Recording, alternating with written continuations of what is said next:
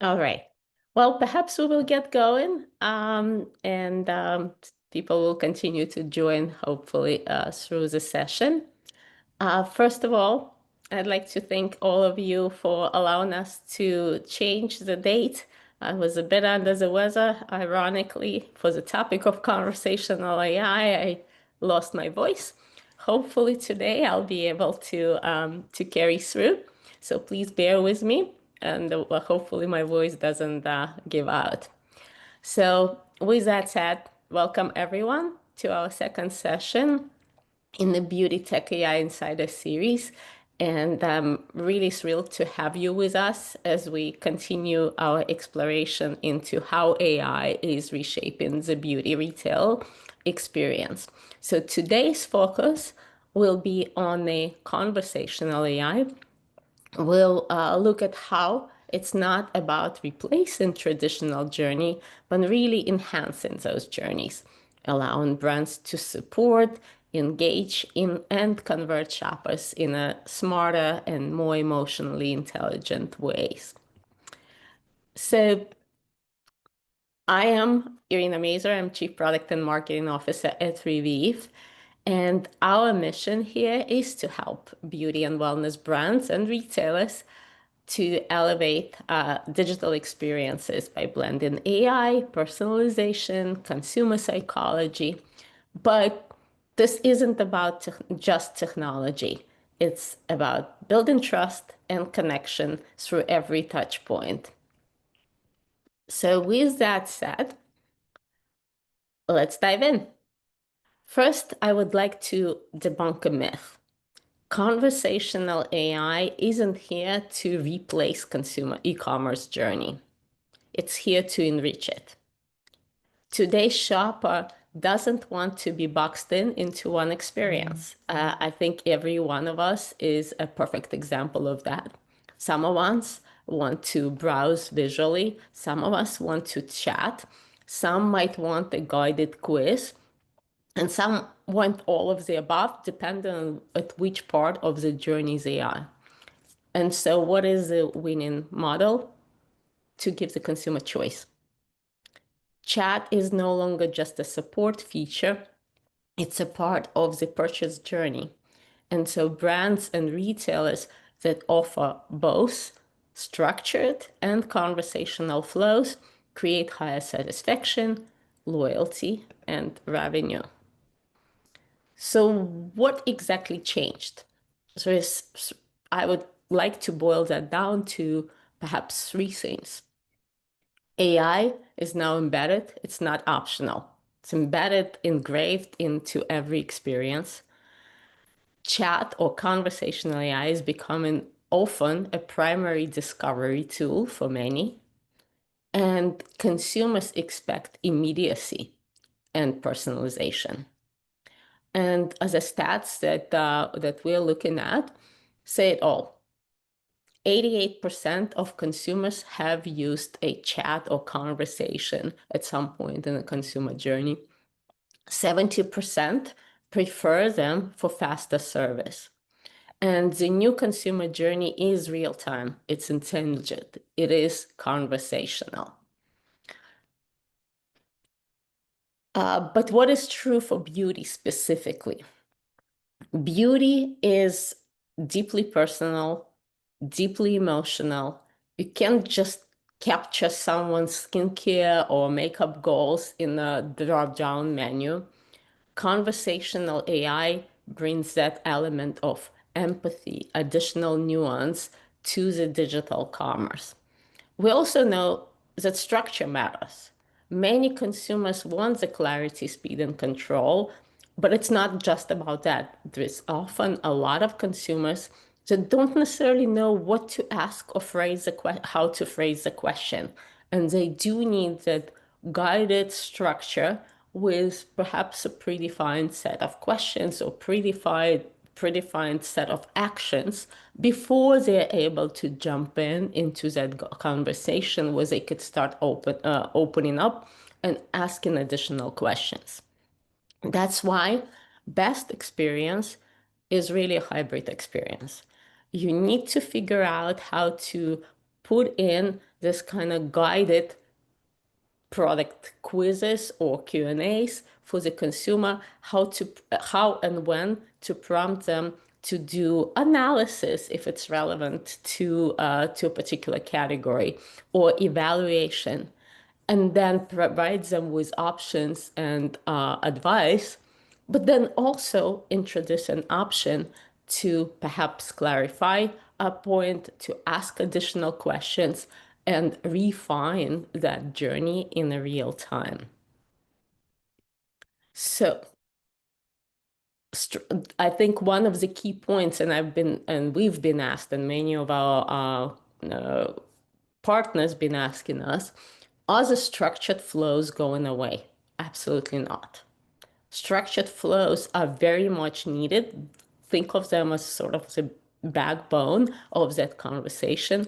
Majority of consumers still want and need that guidance of where to start, how to start. And they're essential in variety of different key contexts. For example, oftentimes first-time shoppers, first-time consumers that are interacting with your experience, they need that guidance. They want to be able to get started. In-store experiences oftentimes don't necessarily present themselves very well to just straight up conversational journey, but more so to a structure. Or perhaps a high precision use cases, such as skincare diagnostics, where you do want to gather a very specific information about the consumer and guide them through that journey. That's very much relevant for the structured conversation. Also, acting across global markets where consistency is key. Having that kind of structure, both for your consumers so that they can recognize experience with your brand, but also for you as a retailer and brand, so you could evaluate the answers and experiences in a consistent manner. So think quizzes, think routines, think analysis, think about localized product filters. These do deliver clarity very fast in a controlled manner, and they work beautifully when they paired also with a conversational overlays. So the key is, from this, you still need structure. Structured conversation is still there, and it's almost like your foundations that you could layer things on top of. One of the biggest mistakes, perhaps, when introducing a conversation or chat, is deploying chat that interrupts rather than support.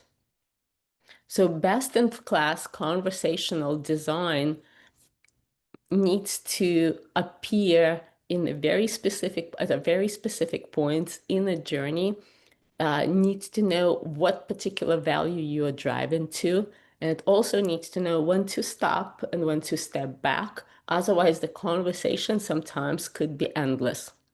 So avoid too many pop-ups, avoid too many aggressive bots, or unnecessary "can I help you" traps, for example, when the consumer perhaps is on the last step of the journey. Instead, really trigger those at a moment of friction. Like perhaps you're noticing that they're doing product comparisons or hesitation on the checkout. That would be a moment to offer help and nudge them and provide the right decision. Let that chat or conversation feel like an advisor, like a supplement.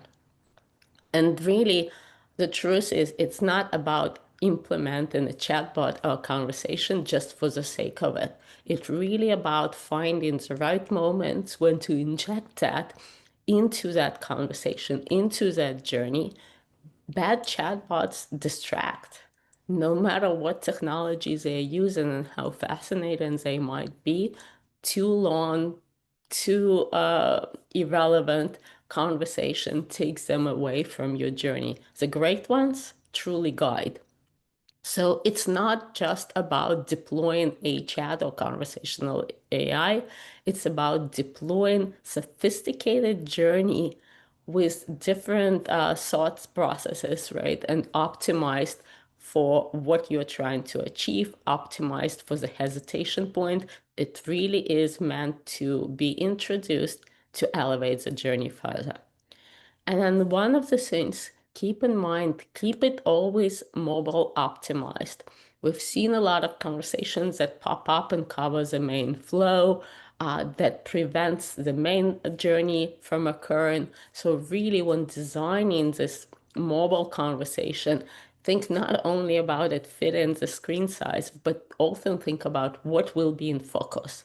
Will it be a distraction? So perhaps when designing that mobile journey, it's important to introduce slightly different elements when you're doing the desktop conversation, for example.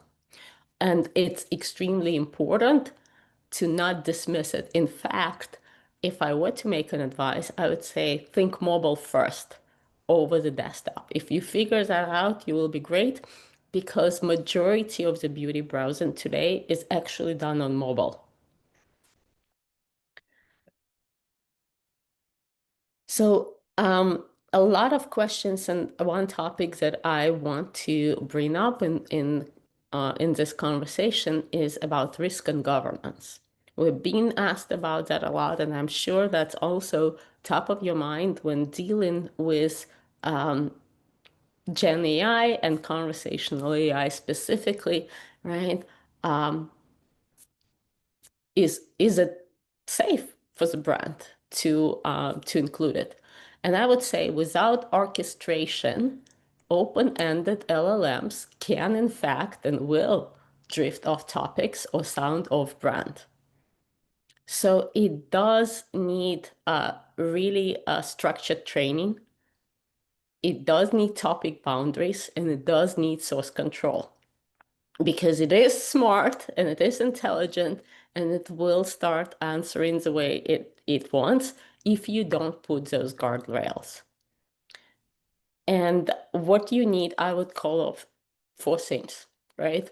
Structured training, topic boundaries, source control, and fallback logic when the confidence is low. Don't let it just roam on its own. You need, and I think that's where it connects with the rest of the journey, right? Depending on where in the journey you're introducing a conversation or conversational AI or a chat, the boundary should be set to really guide that conversation to be specifically about that.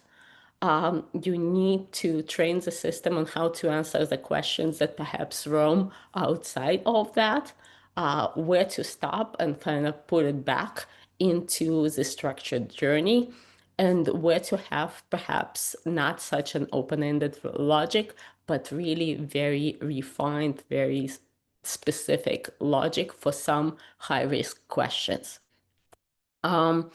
But the market, just one reminder, like all of those risks and the need for governments shouldn't deter you from engaging with it.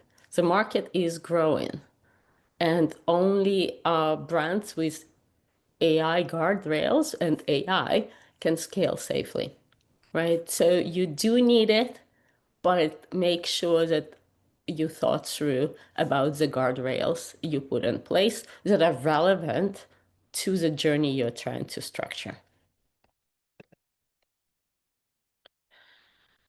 So, what could be the use cases? Let's kind of go through that. This is where it kind of gets exciting. Some of the use cases could be skincare builder, right?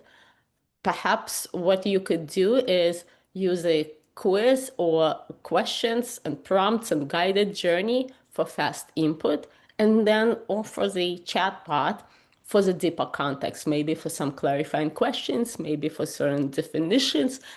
Use that as an opportunity to ask to allow consumers to tell what they're unclear about, as well as to educate them. Depending on how you structure those answers, every answer is also an opportunity to bring something new in a conversation. What are the other things in the beauty world? foundation shade matching, right? You might want to show some swatch selections and stylist-like advice, but then open it up for a bit of a free form to let the consumer tell them or clarify or ask additional questions. I think a great winner or the great opportunity is to offer a chat or conversation for ingredients help, right? The consume, and it's probably also a bit easier to train, right? To have the guardrails about where you could clarify certain things about the formulation or the benefits of a particular ingredient or overall definitions or structure, right? Perfect example where consumers could interact through that. So the truth is, it's not about finding just one format over the other. Again, I think the theme of this is you need to find that perfect blend depending on what's important to your brand, to your retailer, and also to your consumer demographic. So don't act in a vacuum. You know consumer best. You know what kind of actions you're trying to support, and different kind of point of interaction at different points you could introduce that conversation. So, and that is truly what personalization is about. It's being contextual and choice driven. And in today's world, the choice is also about a form in which a consumer might want to interact. So let's talk numbers, right? Um, because I think that's in the end, we all agree that that would tell us whether or not the journeys that we put in front of the consumers are successful. When implemented with careful orchestration, and especially in a blend, conversational AI done the right way could drive up to over 30% conversion uplift. We're seeing over 35% more time on site on a relevant journey and less return rates because of that because of that satisfaction. And of course, also about 30% customer service cost savings, because that is also depending on what you open up in that conversation.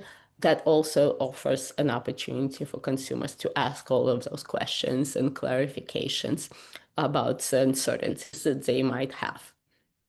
So this unjust engagement wins. They're truly bottom line business outcomes of carefully orchestrated, blended journey. One thing that I think often gets forgotten, but should not be, is accessibility. Accessibility should not be negotiable, right? Beauty is for everyone. I think we all agree.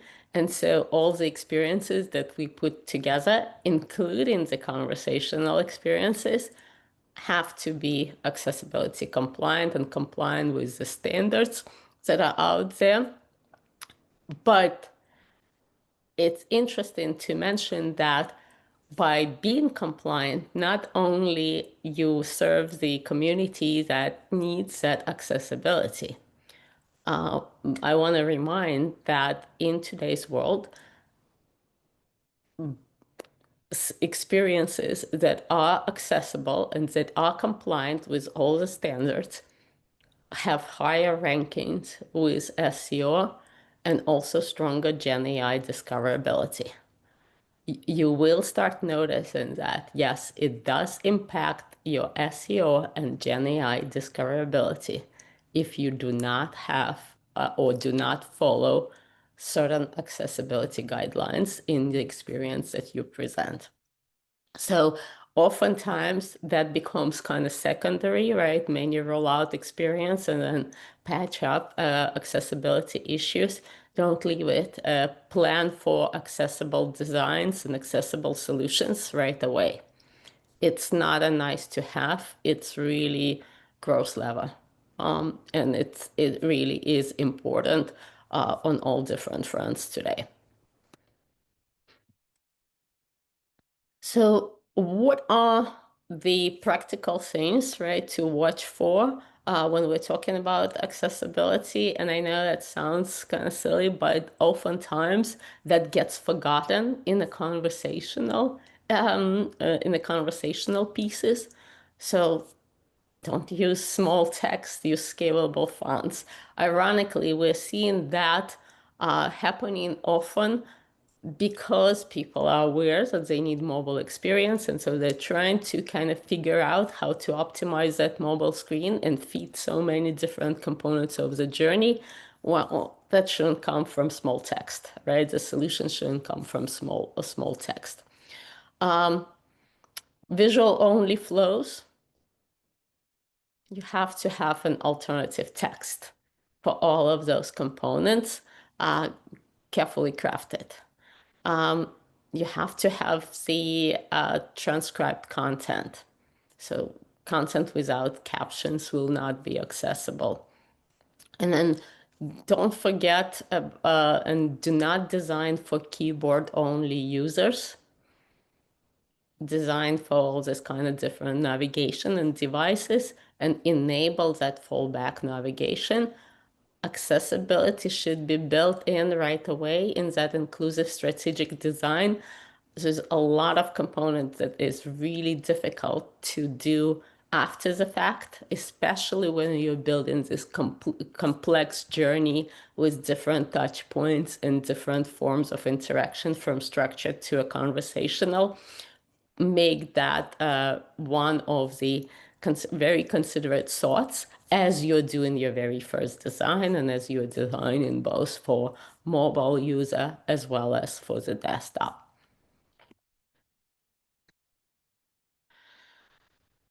Um, Coming back perhaps a bit to the topic of concerns that I touched on briefly, and we know it keeps a lot of our partners, it keeps a lot of overall business and commerce community up at night.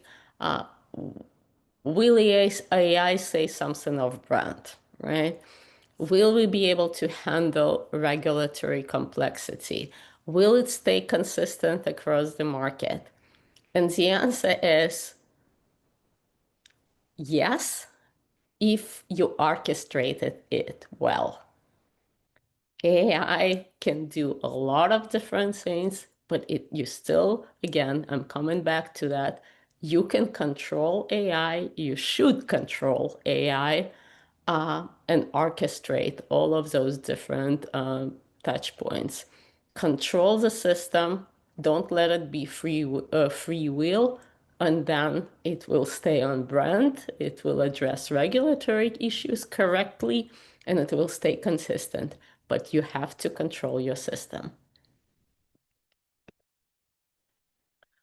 So specifically on compliance, perhaps a few guidelines, right? And of course, it really depends on where in that journey, where in that conversation you're introducing those open-ended pieces for the consumer.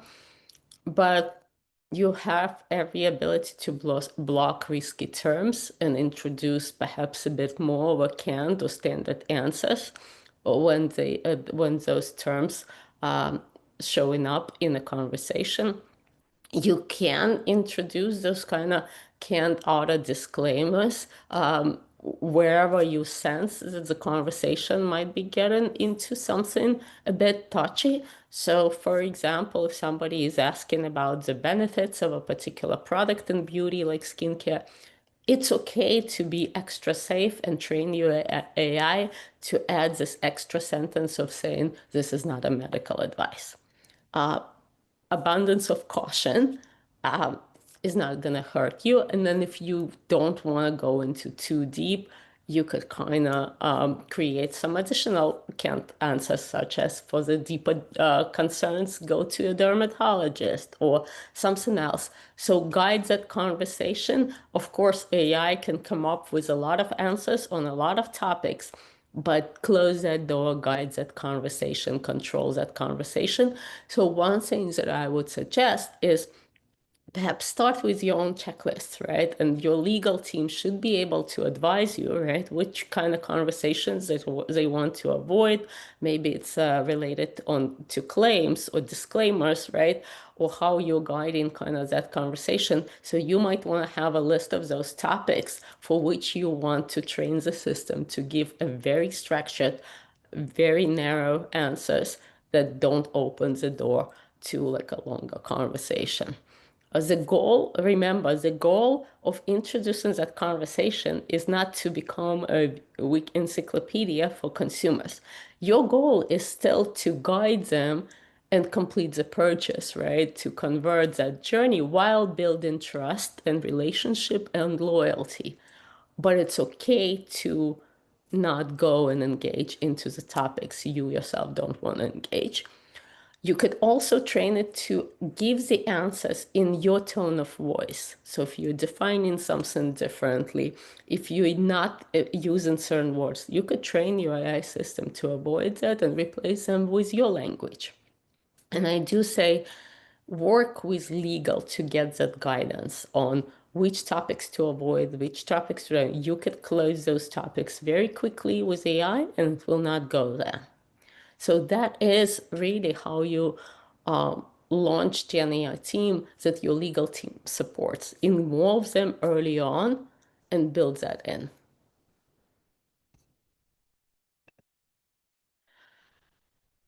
There's another thing, perhaps in another point that I would like to highlight.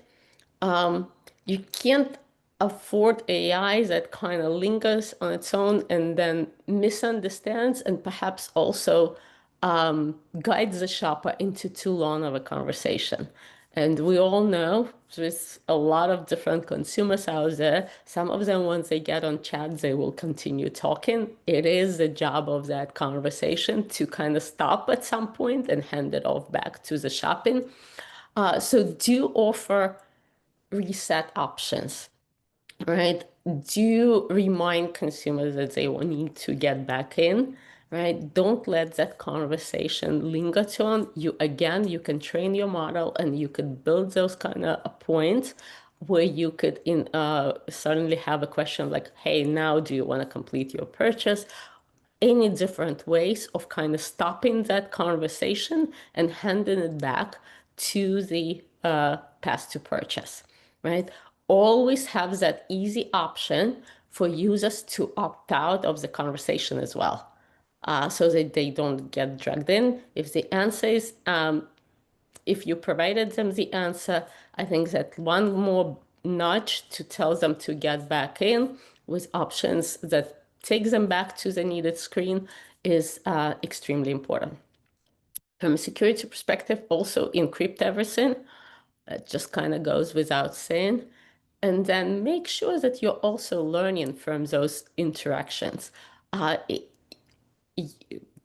See what works, what doesn't, continuously monitor the system that you have and then refine and tweak on whether or not you need to allow certain conversations to go longer, certain conversation to change the tone, certain conversation to go shorter, or perhaps you will discover parts of the journey where there should be no conversation at all because it's so critical so that you don't interrupt that flow.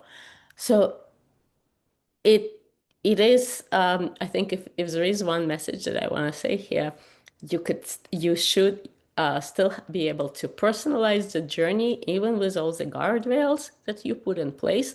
It will still feel personal if you do it right, and you should and must adhere to all the privacy concerns. Privacy and personalization can and must coexist. All right. So I also mentioned about fallback designs, right? I think a lot of partners and in my prior conversations been asked about that quite a bit, right? Fallback designs with safety net. So what do I mean by that? Really easy way to restart the chat, on a particular topic, oftentimes we see that the consumer finds themselves in a trap where you went down one road and you're not quite sure how to start a chat on a different topic or in a different conversation. So you do think about that when designing those journeys. It should be easy for them to switch between formats. And in fact, it is in your interest to make sure that you prompt them to switch when perhaps a particular type of a journey went a bit too far or too long. Introduce this extra points where they could switch back. And then do think about the options and whether or not you want the options in that to connect to a real person or not, depending on what the conversation is about, but be very clear not to create the frustration. If you're sensing that consumer keeps asking the same question, perhaps, right? Rather than keep going and let an AI answer, either show them alternative paths, or perhaps if you have that option, introduce an option of how to escalate to a real person. Don't let that linger for too long. Have those guardrails built in. And that is how you build trust and reduce frustration while preserving your main intent of keeping your shopper on the path to purchase.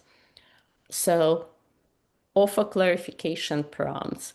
Let users switch to structured versus open-ended conversation. And then if it's available, either offer human support or offer them to kind of go down a different path.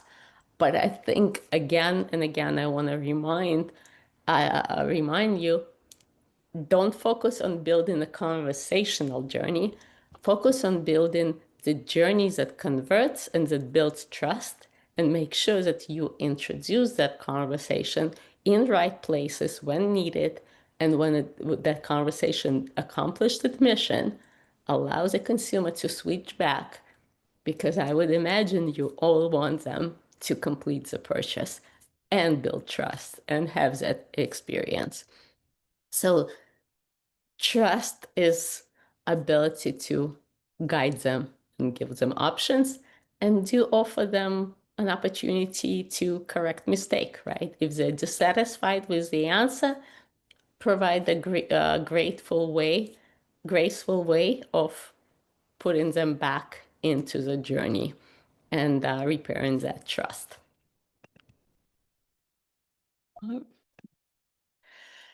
So a bit more, right, about the privacy, because I do think behind all of those conversational topics, privacy is yet another point. Data discipline will be your competitive advantage for many reasons. But at the same time, I will say, only collect what you need and state what you collect very clearly. Make consent extremely transparent and easy to find, and absolutely keep an audit trail.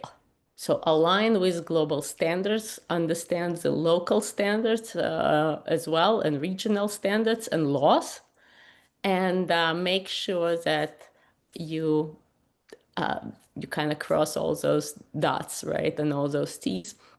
Make sure that consumer trusts you, and you don't break that. So I would say yes, transparency in what you collect, how you collect, and and you should be good in that regard. So where does this all lead? It does lead to a future where beauty commerce is emotionally intelligent, technically flexible, and personally empowering.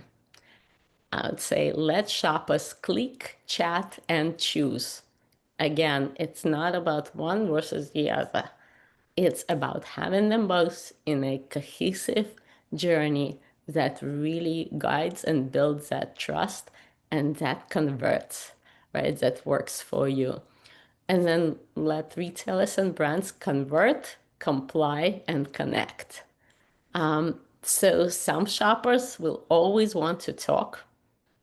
Do support that urge, but don't let them talk endlessly. Others want to click, do guide them, but also allow them to ask clarifying questions where needed and offer that at a point of friction. Don't overload, don't overdo. Remember what you want them to do and what you want them to accomplish. So I would say structured journey, carefully intertwined with conversational journey. That is your guidance to confidence and conversion. So with that said, that really concludes our segment. We do hope and we will reach out to all of you. We'll provide you with the recording. We would love to hear your thoughts. We will provide you with a mechanism to communicate back to us, answer questions, and we will be putting out some additional materials on all those topics. So if you have some of those questions, please do respond to us on those follow-ups. I don't know if some of you noticed, we've sent out a couple of emails. If you want, if some of you want a dedicated session just to talk about your specific needs, please book that with us. We will be absolutely happy to have a deeper dive, strategic conversations on a topic specific to you, to your brand. Reach out to us for that.